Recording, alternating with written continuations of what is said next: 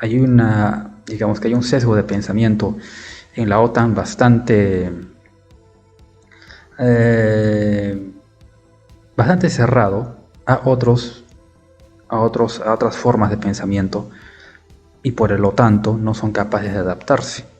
Porque la OTAN podría haberse adaptado perfectamente al tipo de guerra que se está peleando, pero se empecinaron en que su forma de ver las cosas, su modelo de producción, es el único. De hecho, incluso ponían este ejemplo, ¿no es cierto?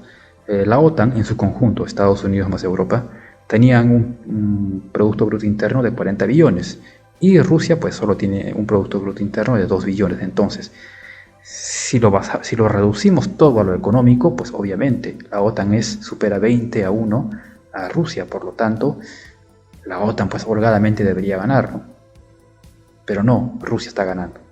¿Por qué? Porque una cosa es que tengas el dinero y otra cosa es que traduzcas ese dinero en medios militares. Ahí está el problema. Porque el sistema político en Rusia, pues sí permite esa traducción de medios económicos en medios militares. En cambio, el sistema político en la OTAN, Europa y Estados Unidos, es muy complejo por una serie de factores. Por lo tanto, no pueden traducir ese dinero en medios militares. Que lo podrán hacer si es que lo hacen, si es que toda la OTAN se pone de acuerdo. Para el primer problema, que se pongan de acuerdo, porque hay diversos intereses, porque es una conjunción de países toda la OTAN. Podrán hacerlo en 10 años o 5 años, cuando la guerra habrá acabado. Pero es que incluso si hicieran eso, después de acabar la guerra, Rusia pues no se va a quedar con los brazos cruzados. ¿Qué solución industrial podrían poner frente a una etapa de reindustrialización militar de la OTAN? Debemos entender que ya Rusia les lleva ventaja en cuanto a la producción militar. Esos son los hechos. Entonces, pero esta situación no se lee en Europa. En Europa hay la sensación de que somos europeos, somos los mejores, todos los demás son tontos. Y actúan desde esa posición, por eso nunca leyeron las verdaderas capacidades rusas, que por ejemplo, desde Sudamérica pues se podía intuir un poquito, ¿no es cierto? Porque no hay ese sesgo de que somos europeos y todos los demás son tontos, nosotros somos los máximos, los rusos son obsoletos, los chinos son chatarra. No hay ese sesgo, porque por ejemplo desde Sudamérica se mira para afuera. En cambio en la OTAN y en los mismos Estados Unidos pues hay eso, ¿no? De que los enemigos pues son inferiores, que fue la triste realidad que en Ucrania es Rusia quien tiene la iniciativa y es Rusia quien tiene todas las cartas para ganar incluso en la negociación, a tal punto de que Trump se ve obligado a ser extremadamente duro y respetuoso con Zelensky, porque Zelensky pues obviamente no quiere soltar territorio, entonces Trump tiene que ser bastante áspero, llamándolo comediante, que como digo otra vez, sí es su oficio ser comediante, no hay nada de malo en ser comediante porque es un oficio, pero siendo el presidente de Ucrania pues no tenía por qué tratarlo así, lo cual se ve claramente que ya hay un ánimo bastante hostil, ¿no?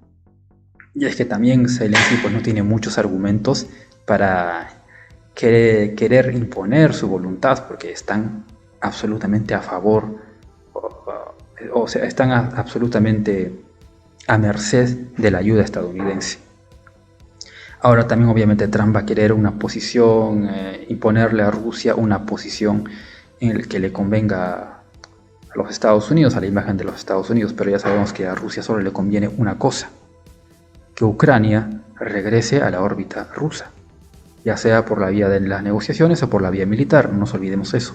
No es que Rusia se quedó con el trigo ucraniano, no es que Rusia se quede con las tierras raras de Ucrania, no es que Rusia se quede con más territorio ucraniano, porque ninguno de esos motivos fue la razón de la guerra. La razón de la guerra es que Ucrania se estaba saliendo de la órbita rusa y se estaba acercando a la órbita de la OTAN, algo que históricamente, algo que por razones históricas y geográficas Rusia no puede permitir, porque Ucrania, al igual que Bielorrusia, es su colchón. Entonces la única solución sería que Ucrania regrese a la órbita rusa, es decir, una Ucrania prorrusa. ¿Cómo sería eso? Con un presidente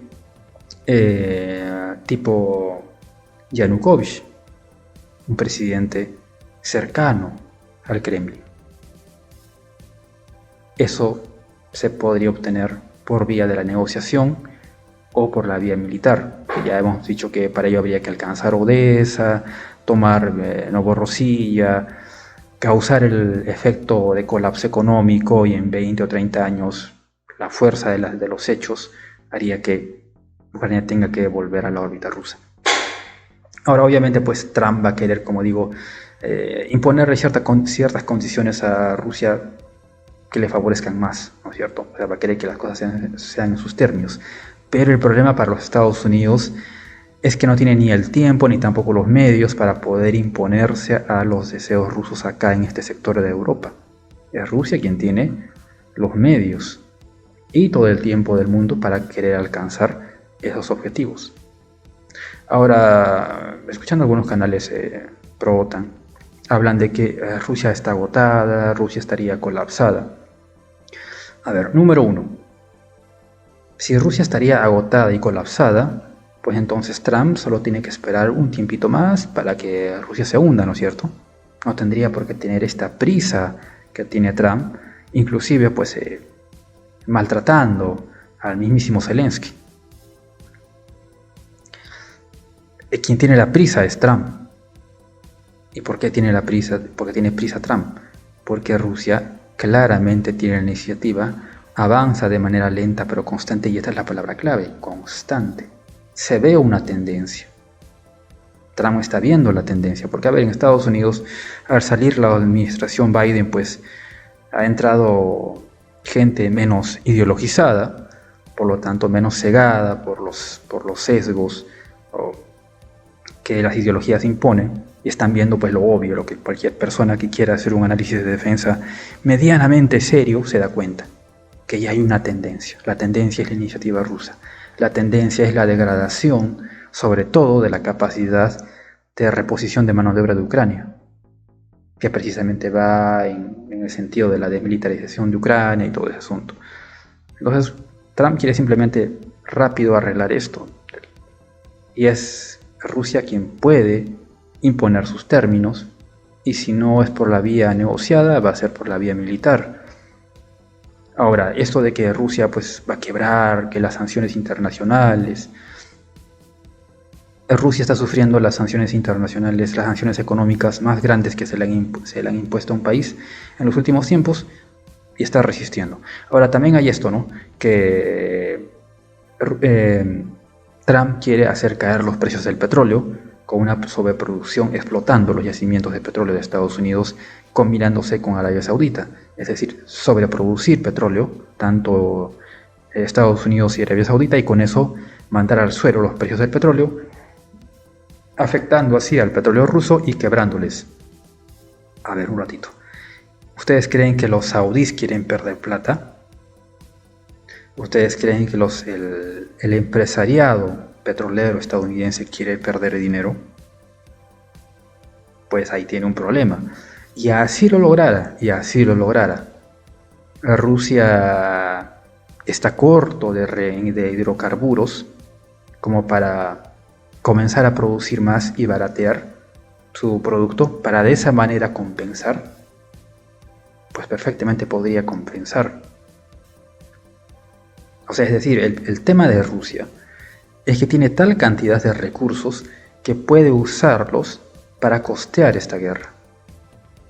Debemos recordar que ya Rusia pues vende digamos, ¿no?, a un precio bastante asequible a la India, a China, y de esa manera pues ya también incluso algunas empresas occidentales, y esas empresas occidentales pues al mismo tiempo revenden a Occidente, y hay una diferencia de precio.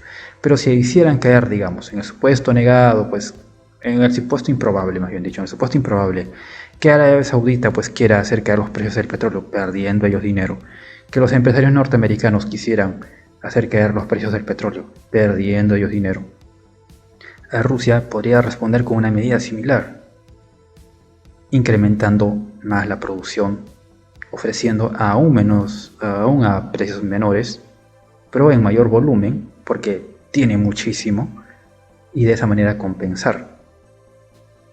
Porque aquí los grandes beneficiados van a terminar siendo Rusia y China. Y Rusia los grandes beneficiados van a terminar siendo China e India. Y China e India pueden comprar cantidades enormes de hidrocarburos, porque su apetito por hidrocarburos es insaciable. Precisamente porque su industria así lo requiere. Pues lo que haría simplemente Rusia es incrementar la producción y seguir vendiendo más a China, incrementar la producción y seguir vendiendo más a India. ¿Por qué?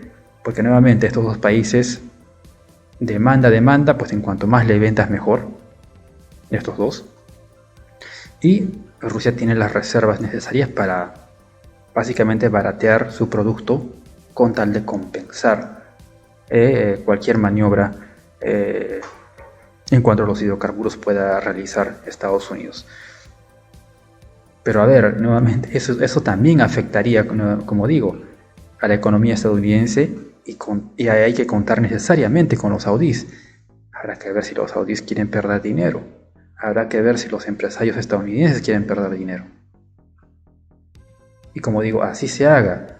Rusia ha demostrado que tiene maneras de compensación. Puede incrementar la producción y, como digo, baratear su producto, sus hidrocarburos, simplemente para compensarlo, porque le sobra. Eso es la correlación de fuerzas y medios. ¿Tienes los medios para sostener sus fuerzas o incrementarlos? En el caso ruso sí, y eso ha sido algo histórico también. Ha sido algo histórico. Por eso es que no se puede, por eso es que las dos más grandes invasiones a Rusia, tanto de los franceses como de los alemanes, fracasó. Porque los medios rusos son realmente enormes.